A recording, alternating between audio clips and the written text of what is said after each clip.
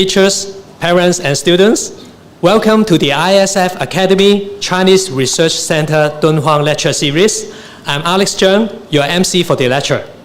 We are delighted to have you all here today, as well as the online audience to join this afternoon lecture. Before we start, please turn your mobile phone to silence mode, as we want to provide an uninterrupted experience for everyone. Also, please note that there will be a Q&A section following the lecture, where you will have the opportunity to seek clarification or share your thoughts with our speaker. To begin, let me introduce the director of the Chinese Research Center, Dr. Bill Mack, to give us an opening remark. Dr. Bill Mack.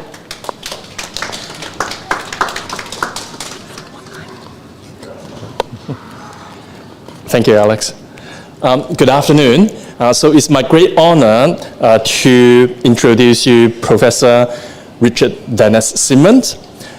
He's professor in the School of Chinese at the University of Hong Kong, specializing in the history of Chinese dialects and Mandarin.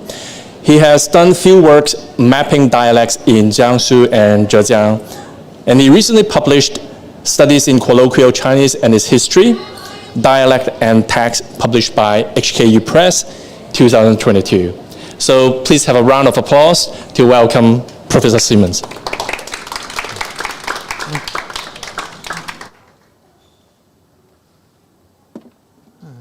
Thank you, Dr. Mack, for the nice introduction. And I'm very honored as well to be here and thank ISF for the invitation and Dr. Mack for setting it all up and all the arrangements. So I have a lot to say, so I think I'll just get started with the talk. And what I want to talk about, as it says here, is the history of Mandarins, or Mandarins past.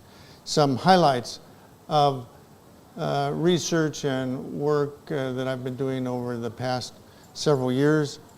And I also teach some related material at the University of Hong Kong.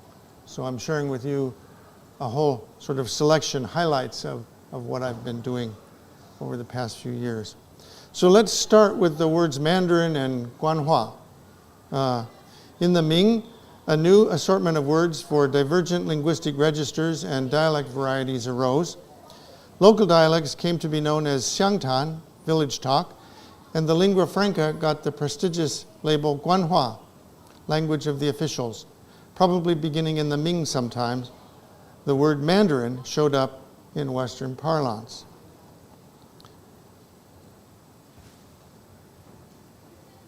Okay.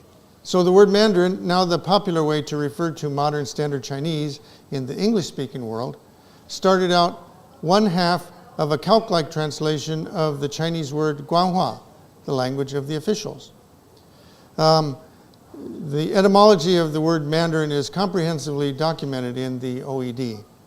The Guan officials were, of course, the civil and military officials of the imperial government and the Ming and Qing. Beginning in the early 16th century, these officials came to be called Mandarins by the Portuguese, using a word they had picked up during their mercantile sojourns in Asia. And ultimately, that derives from Malay, Mentri, and or Sanskrit mantri, which was a term for counselor or minister.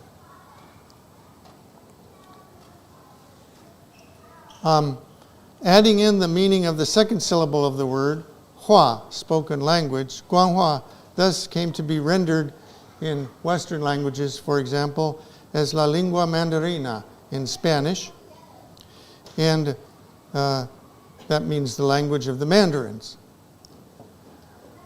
Thus, the language of the Mandarins in English was later simply the Mandarin language. This is from a 17th century dictionary of Guanhua that was compiled by Francesco Varro. So in English, it came to be known by the 19th century as simply the Mandarin language, which is how it appears here in what is called the Hobson-Jobson, a delightful 19th century dictionary of Anglo-Indian English compiled by Sir Henry Yule and Arthur Cook Burnell. The Hobson-Jobson entry tells us that this refers to the language spoken by the official and literary class in China as opposed to the dialects, and thus it's different from the written language. The earliest known appearance of the word Guanhua in its Chinese language form is found in the annual records of the Joseon dynasty of Korea, recorded from 1413 to 1865. A passage from the 9th month of 1483 in the Rizhou Silok, the true record of the Yi dynasty, notes that I have to go back. It notes, as we have cited here, that Chief Gegui looked at the book. They were looking at interpretation of the Xiaoxue and said this translation is quite good, but there are archaicisms in it. He's referring to classical Chinese, which are not in line with current practice and moreover are not Guanhua, so no one listening can understand. We can see then that Guanhua was clearly understood to be a spoken language. The earliest passage in a text written in China that has the word Guanhua also emphasizes that it referred to a spoken language. So, He Liangjun, in his Si You Zhai Cong Shu, Discussions from the Four Friends Studio, which was written or completed in 1569, remarks about a Ming poet and calligrapher of some repute who refused to speak his local dialect. It says that Ya Yi, who is Wang Chong of Suzhou Yayi Shanren, did not like to employ his hometown language, and when speaking, he always used Guanhua. There's an entry on Wang Chong in the Dictionary of Ming Biography. It has a note by the editor, L. Carrington Goodrich, who was actually born in Tongzhou near Beijing and was thus a native speaker of the dialect there. Commenting on this passage, he says that He Liangjun's reference to Guanhua apparently meant the Peking dialect, which most Southerners aspiring to high office in the imperial court learned as a necessary accomplishment. However, I can tell you that Goodrich probably did not know that the Beijing dialect he spoke was different from the dialect of the city in the Ming.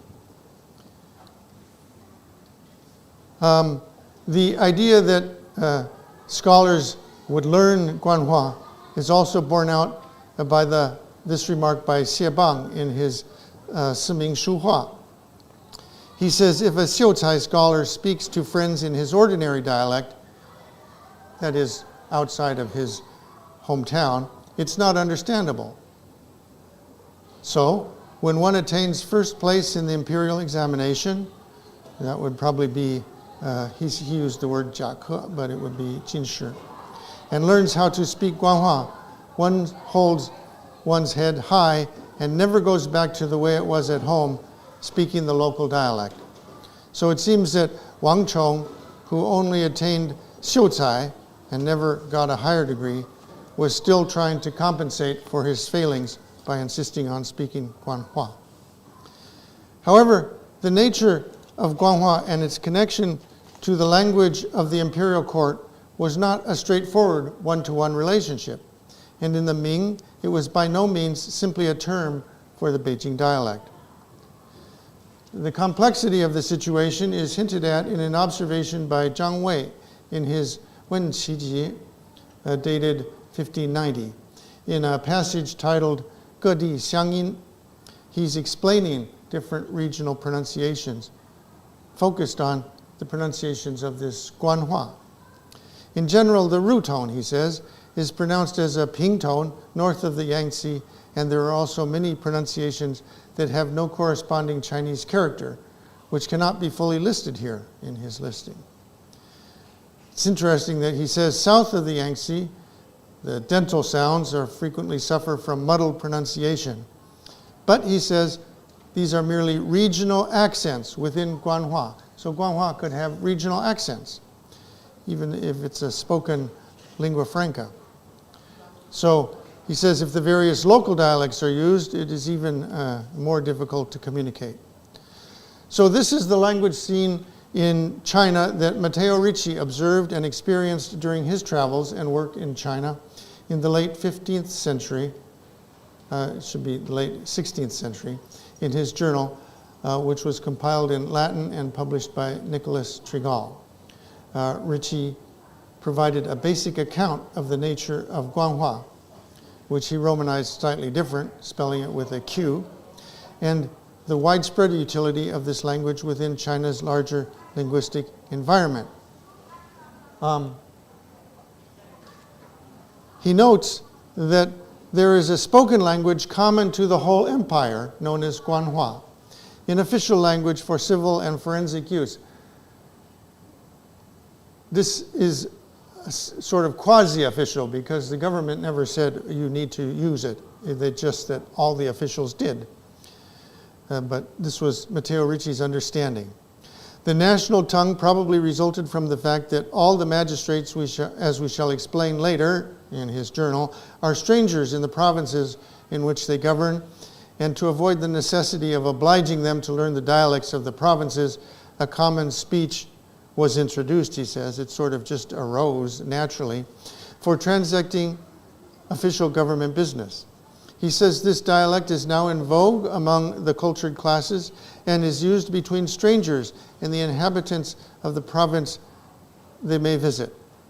With the knowledge of this common language, there really is no necessity for the members of our society, that is the Jesuits, to learn the dialects of the provinces in which they work. A province dialect would not be used in polite society. What he means by that are educated people. Although the more cultured classes might use it in their home province as a sign of neighborliness, or perhaps from a sense of patriotism outside. But this national official tongue is so commonly used, he says, that even women and children can understand it. It probably isn't the case that it was understood by everyone, but women and children in upper classes probably were exposed enough to it that they could understand it. So it's quite interesting that this situation had developed. Ricci had been writing from the perspective of a deep personal experience with the language.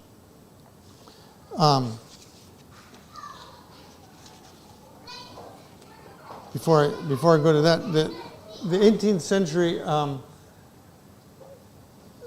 historian Du Halde, who was French, who wrote about Chinese history and culture based on interviews he had done with a large number of missionaries who had returned from China, wrote a history in French, and this was later translated into English, and he described the situation very accurately, saying, "The Mandarin language is properly that which was formerly spoken at the court in the province of Jiangnan," which would be referring to Nanjing, "and spread into the other provinces among the polite people," that would be the educated.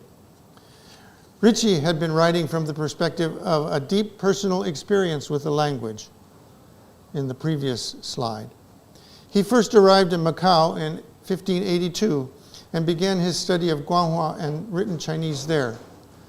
Yes, it was quite possible to learn Guanhua in Macau in the 16th century, and even in Guangzhou and Guangdong in the Ming and the Qing. The following year, Ricci was able to go into Guangdong and China proper, where he traveled and worked in a variety of cities, large and small, using Guanhua to communicate wherever he went. He basically did not learn a local dialect. In the late 1590s, he spent time in Nanchang, and then in Nanjing, and eventually he traveled to Beijing in 1600. On the way to Beijing, his journal records an anecdote about an experience that took place during a stopover in Linqing, Shandong, that points to a dialect to emulate in learning Guanhua. He says the eunuch who had been in charge of the expedition and logistics sailed away joyfully. He had to leave them at that point. And as a present to the fathers, he left them a boy whom he had bought at Nanjing. He said he was giving them this boy because he spoke so distinctly, and he could teach Father Didako the purity of the Nanjingese tongue. So in fact, the Guanhua that Ritchie learned and spoke must have been a commonly accepted southern variety of Mandarin, maybe even specifically the dialect of Nanjing and its vicinities, as a scholar, Paul Fumian Yang, had found in a 1986 study of the nature of Ritchie's Mandarin. Yang added that although Matteo Ricci spent about 10 years in Peking, documents show that he never replaced his southern Mandarin speech with a local Peking dialect. How could that be? Well, actually, the Peking dialect of the late Ming was probably markedly different from the city's dialect in the late Qing. In fact, it was almost certainly an only slightly evolved descendant of the language of Nanjing, which had been the Ming Dynasty's first capital, when the Yongle Emperor Zhu Di moved the Ming capital to Beijing in 1421. At that time, Beijing was a brand new city, rebuilt entirely to be the capital. Yongle had built it upon the largely demolished framework of the Yuan capital, Dadu, and the imperial court and its huge entourage, including probably a vast number of civil and military officials, moving north from Nanjing and the surrounding Jiangnan region, settled into an entirely new residence. The walled city of Beijing was effectively a Jiangnan dialect island in the Beizhili region, and hence its language was probably quite similar to the spoken Guanhua that Ritchie had mastered. This is a conclusion that I've come to. You won't necessarily see this said anywhere else, but I have determined that must have been the case. This situation must have persisted through the end of the Ming, for after the Manchus and their interpreters and translators had taken over Beijing and founded the Qing, they seem to have discovered that the Hebei dialect that they had been using to communicate with the Chinese across the border from their homeland territories in the northeast did not have the upper hand in Beijing. Instead, a southern Jiangnan dialect-colored form predominated among the bureaucratic class that they encountered in the city. Only later, over the course of the Qing, did a more local Hebei dialect-like variety slowly gain prestige within the city and become the primary language of the Manchu ruling class, because at that point, the ruling class had lost it and no longer had roots in the Jiangnan region.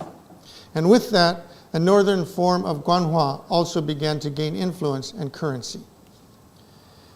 A colorful picture of the late Qing linguistic environment is provided by Gao Jingting in his Zhengyin Cuoyao, published in the early 19th century.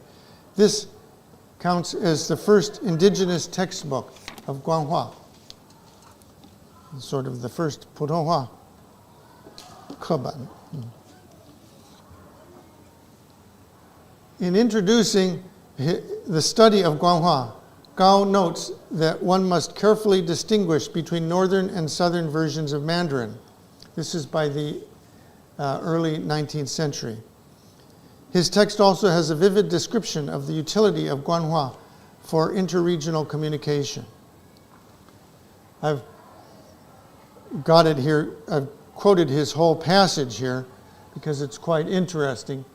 He notes that there are local colloquials everywhere and dialects everywhere, but the various speakers of the various dialects do not understand each other if they come from a different locale.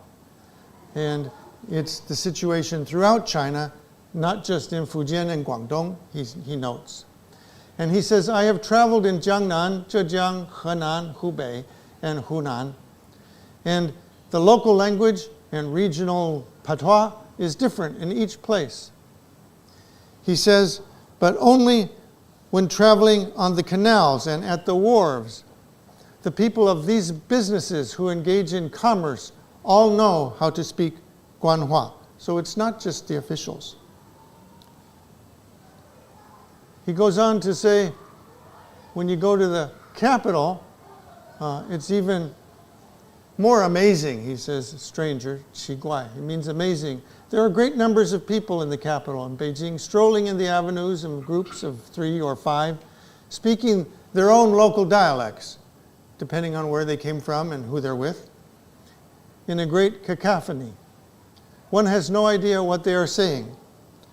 But when they enter the shops to make purchases, they are fully conversant in Guanhua, of which northern and southern vernaculars can both be heard, all spoken quite clearly. And when asked when they are from, they say they're from various places outside the city, different provinces and villages. So his conclusion is that not one of those who wish to journey forth in search of fame and fortune does not learn Guanhua.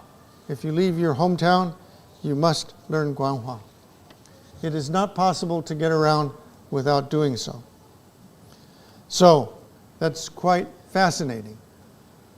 And also, you can sort of almost imagine now travelers moving north and south.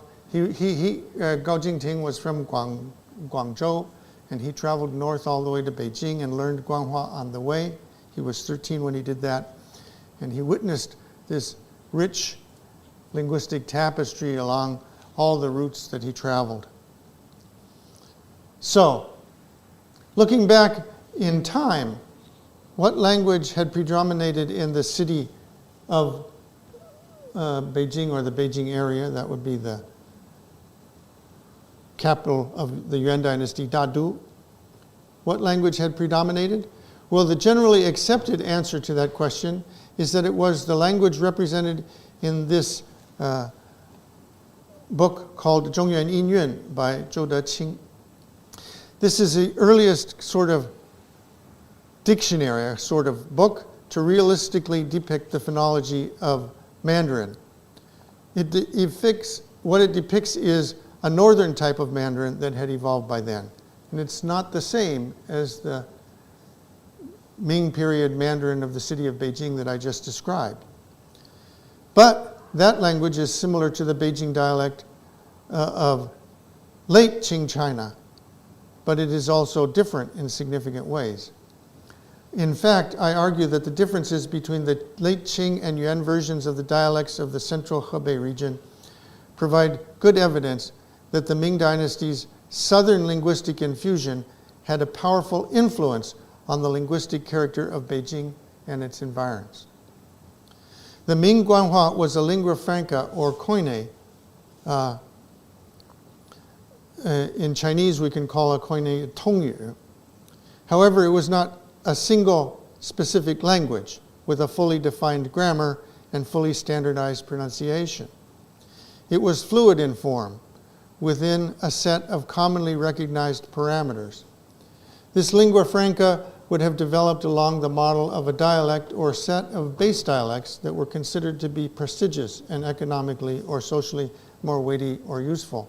And that's why it was so widely used on the main routes of commerce and travel. The Ming-Qing Guanhua was a lingua franca or koine. So the next slide here. There were two varieties that had evolved during the course of the Yuan through the Ming, two varieties of Mandarin dialect. These varieties were recognized as a northern and southern form, frequently being distinguished as Beiyin and Nanyin respectively. The latter was dominant in the Ming and the early Qing, that is the southern form, and the former gradually gained ground later in the Qing, but did not attain real or full dominance even at the end of the Qing dynasty, although it had briefly served as sort of a standard during the Yuan. Each of these two varieties had its own dialect base. The reason they were distinguished geographically has to do with the history of their dialect bases. The history of that tongyu, or lingua franca, or koine, is intimately related to the history of the dialects and can be discerned within the dialects themselves in various ways. At the same time, study of the history of the Chinese dialects can also help us understand the Guanhua Koine. In addition to referring to the Mingqing Koines, the word Guanhua now has also been adopted as the name of the dialects presumed to have served as the base dialects of those Koines, or the descendants of those dialects. So we now have the term Guanhua Fangyan. Thus, there are two meanings to distinguish when speaking of Guanhua, the Koines and the dialects. There are a Beiyin and a Nanyin for the Koine because there are two basic types of Mandarin dialect which can be roughly referred to as northern and southern types, but more accurately can be noted to be a younger or newer type, which is the northern form, and an older type, which is the southern form. In Chinese, we can call that a Xinpai Guanhua, which corresponds to Beiyin, and a Laopai Guanhua, which corresponds to Nanyin. The historical roots of Laopai Guanhua dialects, Guanhua dialects, goes back at least as early as the Northern Song. So it's older, that's why we call it Laopai. Or more likely to the origin of the Mandarin dialect type itself in the late Tang. So the southern form is older with the deepest roots in history, while the historical roots of the Xinpai northern Guanhua Fangyan go back to the Zhichen Jin and the time of the southern Song. So the basic outlines that I'm going to give you of the history of these two types of Mandarin were outlined in sort of initial form by Professor Jerry Norman, these scholars I've listed here. Yeah, but I'll skip over that. I developed this history out of the base and sort of foundation that they developed, but I've gone on with other sort of discoveries and conclusions. So what I want to do in the few minutes I have for the remainder of this talk is to briefly outline in macro perspective the highlights and gist of this history of Mandarin, based principally on Norman, but with some additional thoughts about the key elements of the evolution and flow of the dialect development, particularly with regard to the possibility of the Koines formed on the Mandarin dialects in the various stages of their development. I don't really want to get too technical for you here, but I want you to keep your eyes on just a few key points of development in the dialects as we go through maps, which I will be presenting shortly. I want to focus on a few illustrative language features, primarily the ru tone. That's the tone that in Cantonese ends with PT and K. Its presence or absence and various patterns in its loss is a major point of reference in understanding the different Mandarin varieties. The most fundamental difference between Xinpai and Laopai Guanhua Fangyan and the Koines based upon them is in the presence or absence of the ru tone. Laopai has it and Xinpai does not. The Nanjing dialect fingerprint, which I will illustrate shortly with a chart drawn by Y.R. Zhao, is a feature that is unique to the Nanjing-Hefei corridor dialects, the hometown region of Ming founder Zhu Yuanzhang, who was from what is now Fengyang County in Anhui. Also, I'd like you to focus on the R suffix, probably characteristic of many Mandarin dialects of the Central Plains and of the Koine or Koines of the late Tang and early Song.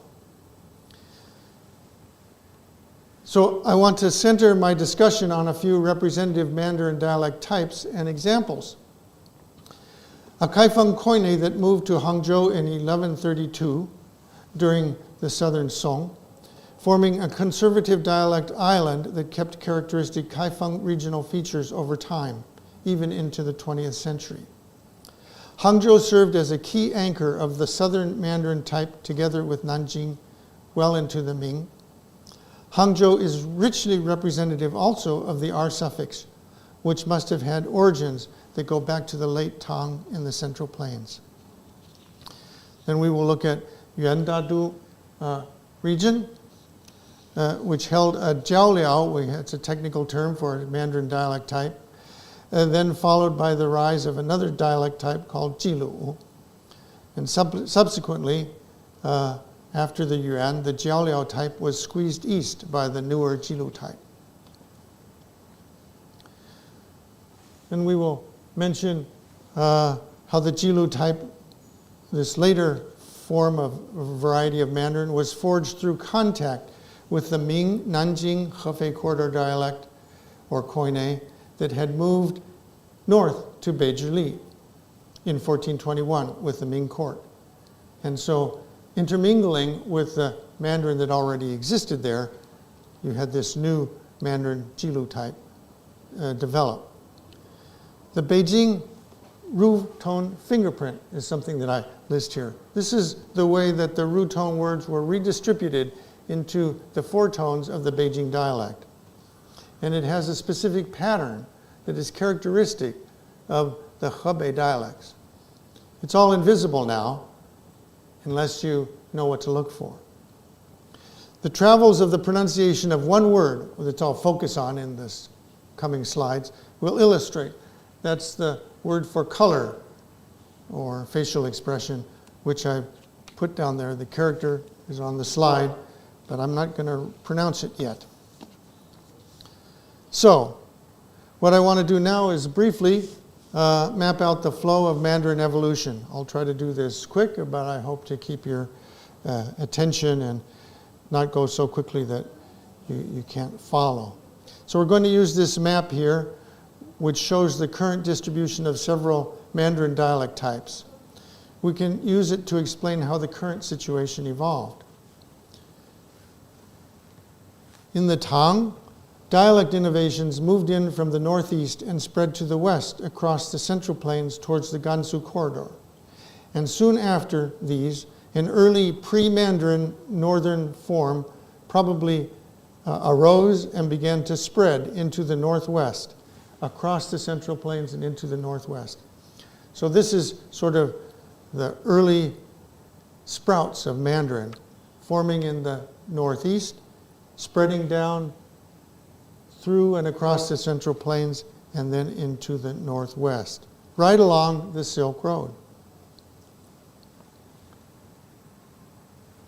The dialects spoken in the Luoyang to Chang'an region or corridor would have been the primary set of dialects that underlay the Tang Koine.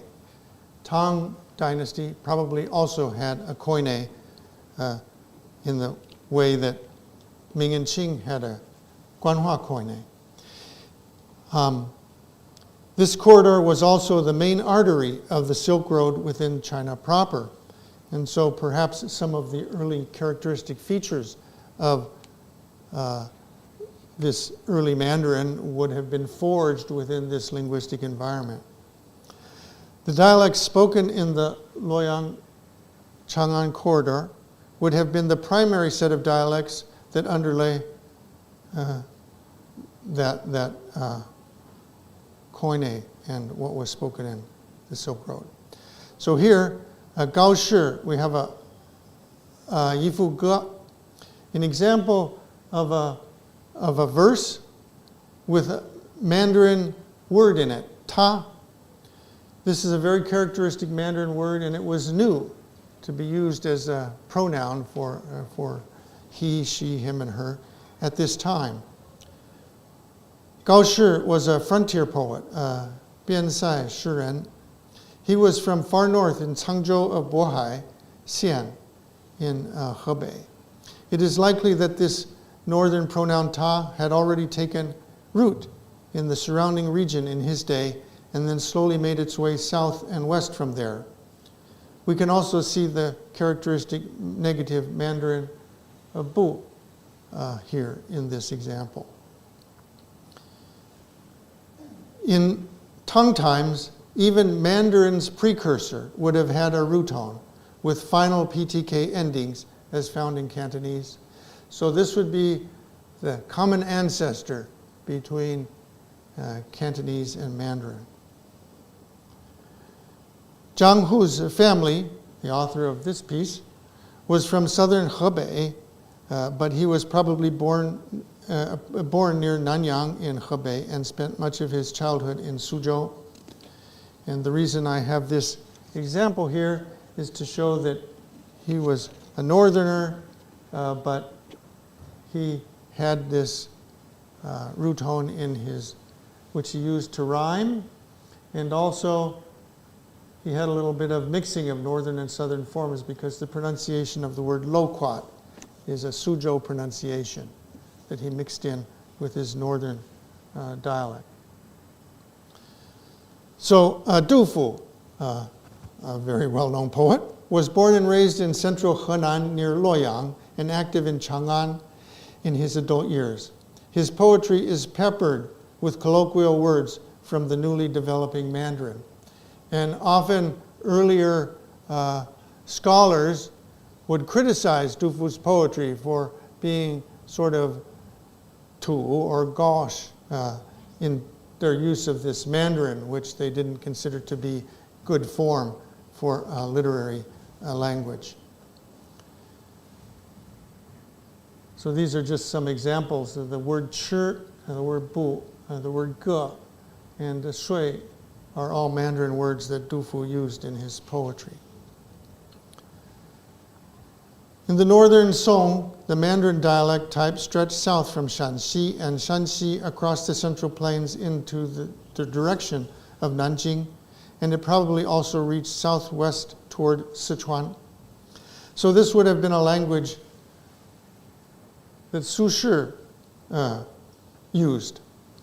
We can see it in the changes reflected in the root home rhyme that he used in his well-known ci, nian nu jiao, chi bi huai gu. The syllables on this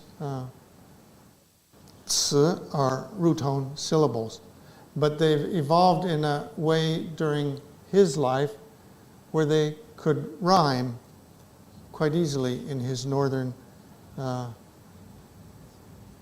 early Mandarin form. And here is sort of my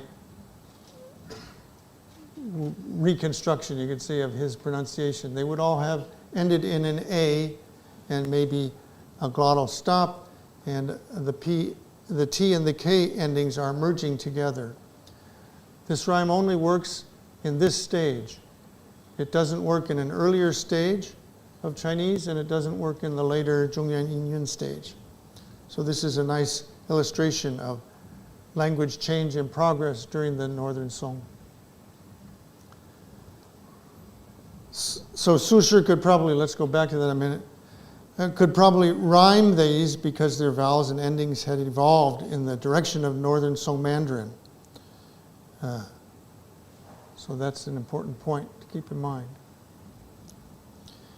In the Southern Song, we're moving along through history very quickly, the early contiguous Mandarin, the older form of Mandarin, was split along the Central Plains between Shanxi and the Huai River by a newly evolved Mandarin variety that again swept down from the northeast across the Central Plains with the invasion of the Zhichen Jin. The split resulted in at least two regions with the older Mandarin, the Shanxi area and then the Jianghuai area.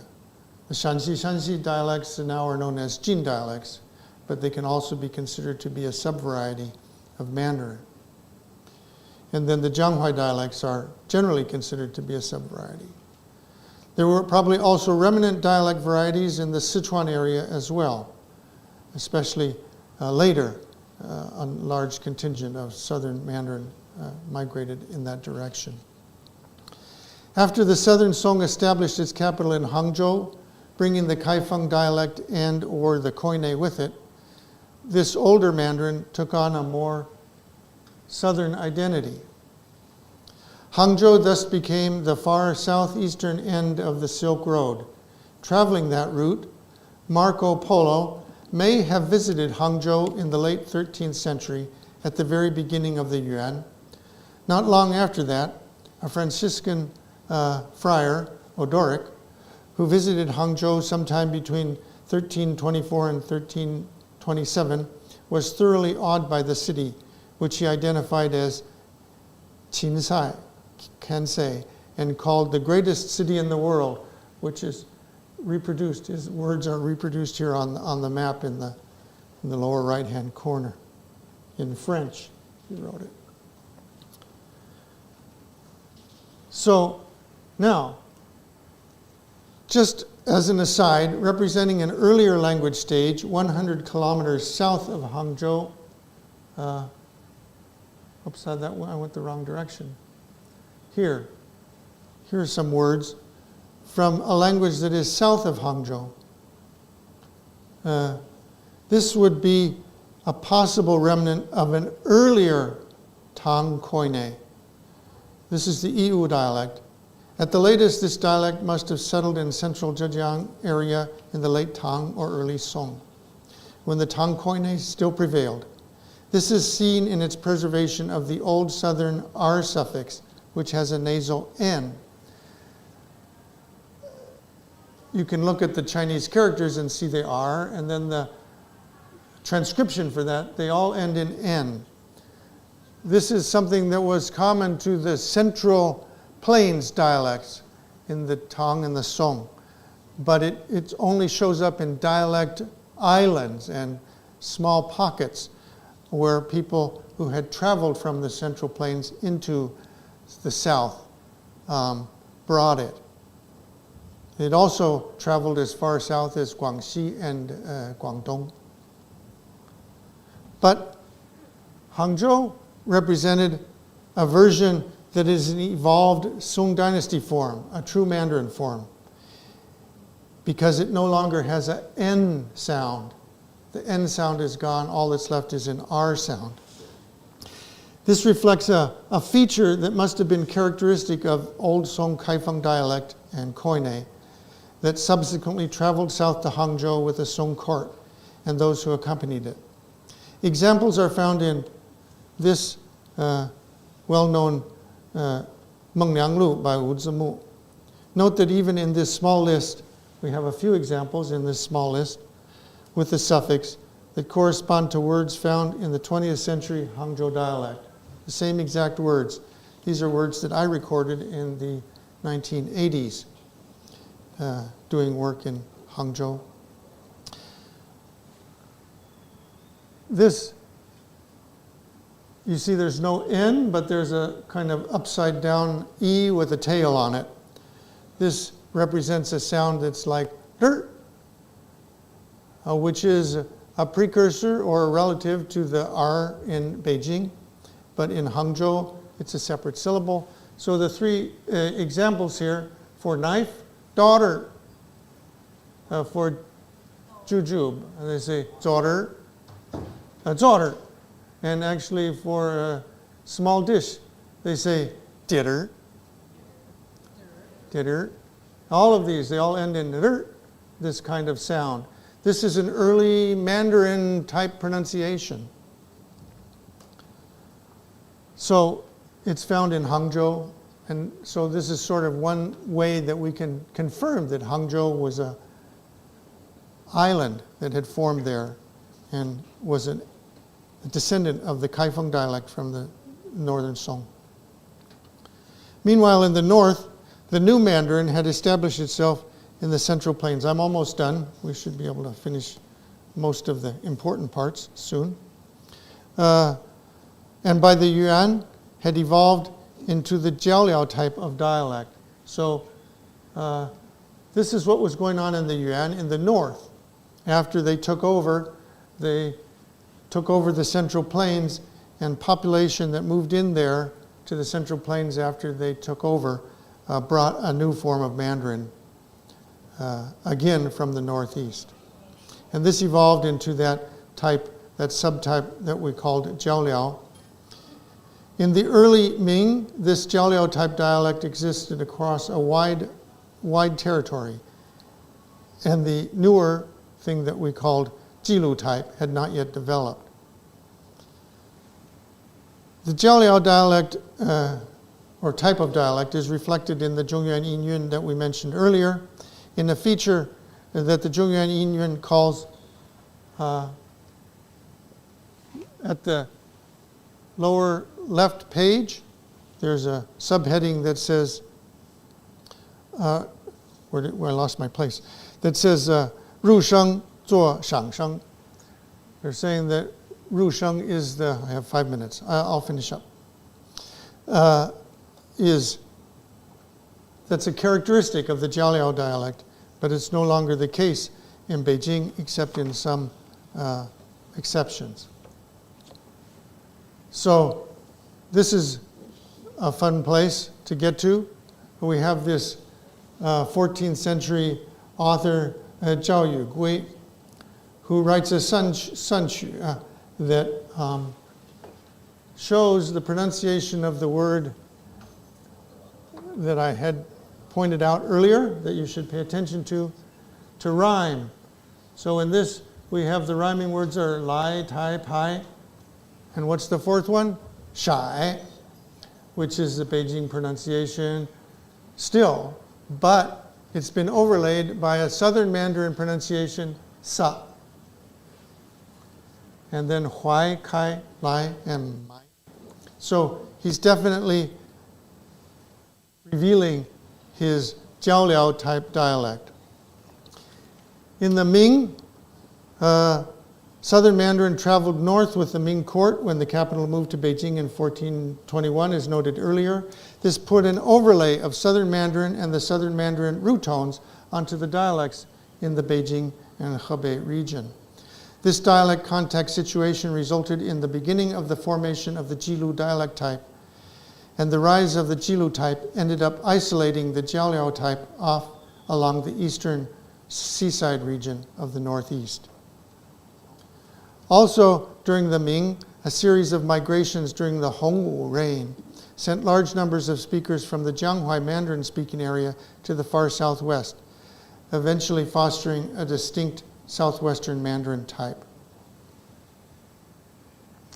Due to time constraints, I won't be able to talk about the Nanjing footprint, but that's okay. It's a little bit complicated, but it's just a way that we can connect all these various forms of Southern Mandarin together that is very subtle but very clear. And so that's how I can be so confident to say that these three regions' dialects are related in some ways. So, oops. Finally, there's the Ru fingerprint, which is a characteristic of the Beijing dialect. In the Beijing dialect, where the Ru tones words went was irregular, but it formed a pattern that was fixed after a period of time and actually is shared. This pattern is basically shared by the surrounding Hebei dialects. And so that means that the Hebei dialects and the Beijing dialects are sort of sister dialects. And later, these Hebei dialects also moved into the northeast from Hebei and Shandong. And so the Jiaoliao dialects of the earlier period that had spread throughout the region were pushed off to the east. And so I think I've run out of time, so we'll stop there. Thank you.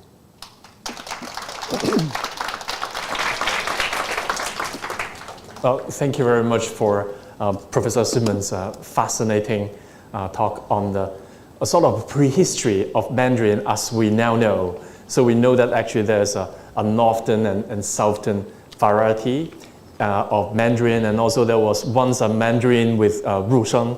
That sounds more like the Cantonese we know. And also there's various layers of dialectal influences and the connection between the Hangzhou dialect and the Nanjing dialect with Mandarin. Let us open the floor to the audience. So this part is going to be bilingual. 我们也可以就用普通话提出我的发问，那当然用我们标准的普通话，不是官话啊。Don't. Or we can try. I cannot speak the historical 官话。Yes, do we have anyone from the audience? 大家有没有问题可以欢迎大家提问。Some very ignorant question. Before this, I think you started touching on Tang Dynasty, and it morphed into various sort of sources. I was wondering, the Mandarin that the original source of Mandarin, did it start in the Qingshihua, or is that connection, any source? I mean, and it's probably outside the scope of your talk, but I'm just curious. Well, I'll try to give you a brief, succinct picture of what happened. Mandarin, as a distinct form of Chinese, has a beginning that we can point to, and it's fairly late, and that is in the Tang Song transition. That era is when the features that define Mandarin showed up. Prior to that, the Mandarin's precursor was just simply an earlier form of the common ancestor to all Chinese dialects. And so Mandarin, certain changes happened in this older form of Chinese, which we call Middle Chinese, which was predominant in the early Tang. A certain set of changes happened that are very characteristic and only happened in Mandarin. And at that point, Mandarin was then a new dialect or a new language. And then it continued to evolve subsequently. And that was, it was that subsequent evolution that is what I was talking about.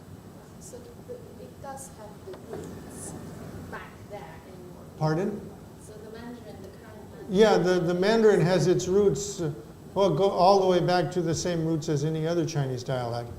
But in terms of becoming a distinct form, that happened in the Tang Song period, late Tang and Song.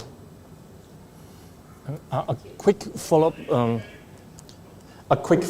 that question, because you did mention about the southern dialect, the southern variety of Guanhua has the feature of Rusheng. Right. So in that case, what distinguishes it from the other just dialects with the Rusheng? Well, what distinguishes it is the fact that aside from, if we don't take the Rusheng into account, other features of that Mandarin, that southern Mandarin dialect, belong to the Mandarin form. So the characteristic word ta that we spoke about, that's only found in Mandarin dialects. It's not found in any southern dialects. And also all words, if you know Putonghua, that are spelled with pinyin R, they developed that pronunciation basically in the Tang Song transition. And those words in southern dialects all became an N at the beginning. So there was a separation where Mandarin took on this R pronunciation and the southern dialects took on an N pronunciation for the same set of words. And that's a widespread thing that happened in Mandarin, and the southern Mandarin dialects had that feature, as well as some other changes that happened. Wow, thank you. That's fascinating. Do we have another question from the audience? Now, 还有没有其他同学哈啊？这位同学。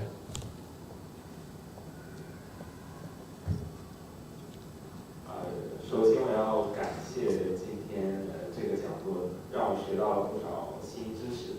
就是我很好奇的一个点，就是唐朝之前的，就是汉语的形式是怎么复原的，或者是唐朝时期，就是你是怎么能复原出来古人是如何讲话的？具体如何讲话，我们永远复原不出来。但是我们可以作为一种，就是说叫做构拟以前的语音。这个构拟不是说把它的具体的声音构拟出来，而是把它的大概的一个发音的范围重建。那么我们这样子就知道过去的这个汉语是大概是什么样的性质的，但是具体的发音你没有办法真正知道，你可以猜。比方说，我认为你如果要说是唐朝的这个最流行的就中原地区的方言，你如果把现在的普通话的声母加上广东话的韵母和声调，你就有一个相当于当时的一种语言的音系，非常有意思。就是官话方言的变化是在元音变得多，在南方的话就是广州这个声母变得多，合并了很多声母。当然从那个方法来讲呢，因为我是研究那个印度语言还有佛经的，那佛经翻译里面也有很多那些音译词，我们也可以通过那些音译词了重构过去的发音因为很多比如说菩萨但是过去的发音那些梵语是 bodhisattva 那么我们可以重构菩提萨多过去的古音，因为它应该是比较接近梵语的发音，因为梵语一直没有变化过，但是在汉语一直在变化。那当然，刚才我们也说了，很多那个诗词里面也很多例子，那涉及到一些很复杂的问题，上古音对中古音等等的。还有就是很重要的就是构拟语言的一个工具，就是方言本身。各个方言你互相比较，就像我刚刚说的这个普通话跟广东话做一个比较。你可以得出就是他们本来的这个共同音系的这个前身然后这种书面的材料，范文呐，诗词，可以作为这个构拟的补助。其实我知道史教授是通过方言来重构过去那个发音的一个权威，是主要是史教授在汉语研究里面的一个最主要的贡献我们时间都差不多，但是还可以再提出一个问题我看见后面有一位同学请问当时晋朝有这个五胡乱华，当时这个民族大杂烩这个时期的语言对现在的官话有没有什么影响？这个也是我非常希望就知道一个关于那个文化那个不同民族糅合的过程中。对官话发展有没有它的一个影响？肯定是有它的影响，但是具体的影响很难说明。但是，比方说，这个入声的消失，可能就是因为这个语言的环境、语言接触，就促使它就是慢慢消失。所以后来的北方型的官话没有入声，可能它的开始就是在那种语言的环境里面开始的，还有很多语法方面的一些变化，比方说把字句可能是受他们当时那些不同民族语言的一些影响形成的，还有其他的，但是词汇方面，好像我听说，好像爹娘这些等等都原来不是汉语是吗？有的。对，不是，对，有的。像蒙古语之类的。是。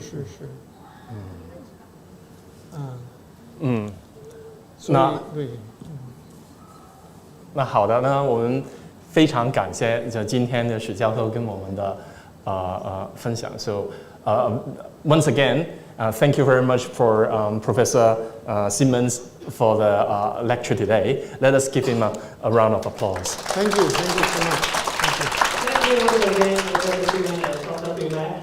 May I take this opportunity to show our gratitude, and may I invite our head of principal, Dr. Malcolm Richard, to present the stage our gifts to our guest speaker, Mr. Professor Stephen.